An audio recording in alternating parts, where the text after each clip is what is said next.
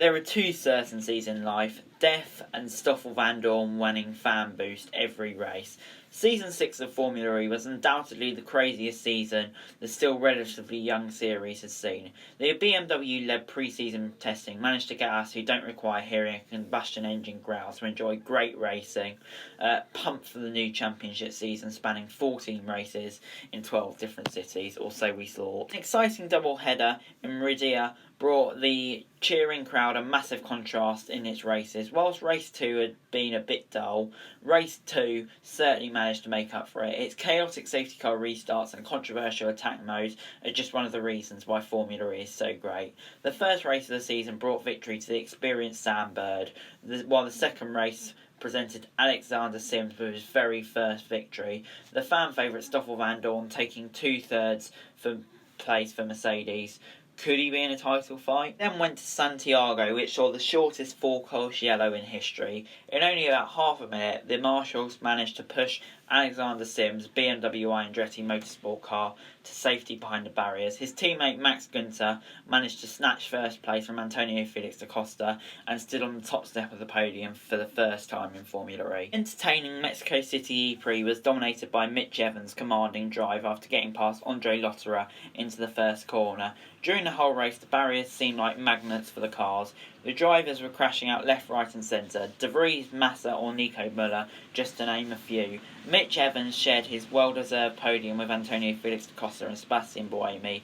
Oh, and did I mention that they were 3 mandatory attack mode activations? The race in Marrakesh would unfortunately be the final race unaffected by the global pandemic. Da Costa had a little scrap with Max Günther over the first place, but the German ended up falling back, having to battle Jev.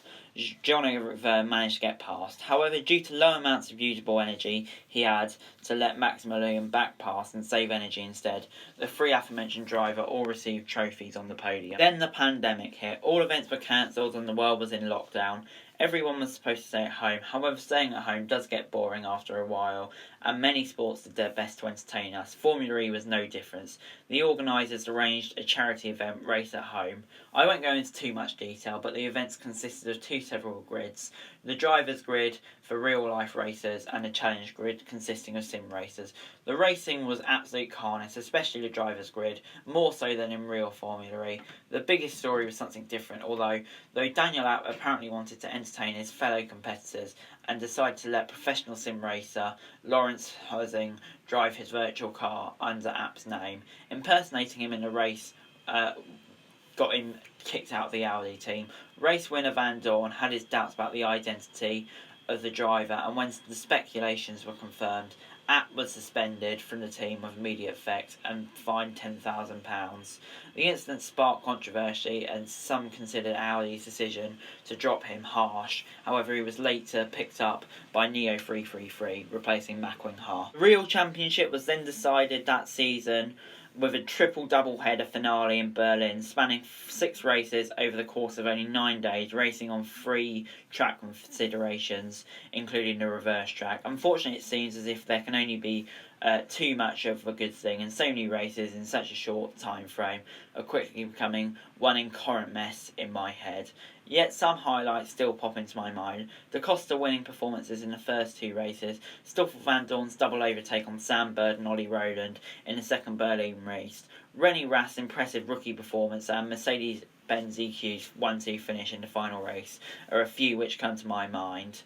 Da Costa wrapped up the championship with 2 races still to go, ultimately finished with the highest points advantage in Formula E history. Subjective thoughts on the season are mainly positive, though I still find myself thinking Formula E should aim better to fill other motorsports' winter breaks. The wait between the second and third races, almost 2 months, was exhausting and felt as long as lockdown. I wish the race organisers experimented more with their attack mode system, especially in Berlin, where the races, in my humble opinion, really needed something to set them apart from the rest. So guys, that is it for this video. Thanks very much for watching. Remember to like, share, subscribe. Let me know what you thought about this season of Formula E in the comments down below. Remember to follow me on Twitter, link in the description below for F1 news. Subscribe to my other channels on screen right now, that'd be greatly appreciated. Thanks very much for watching. Peace.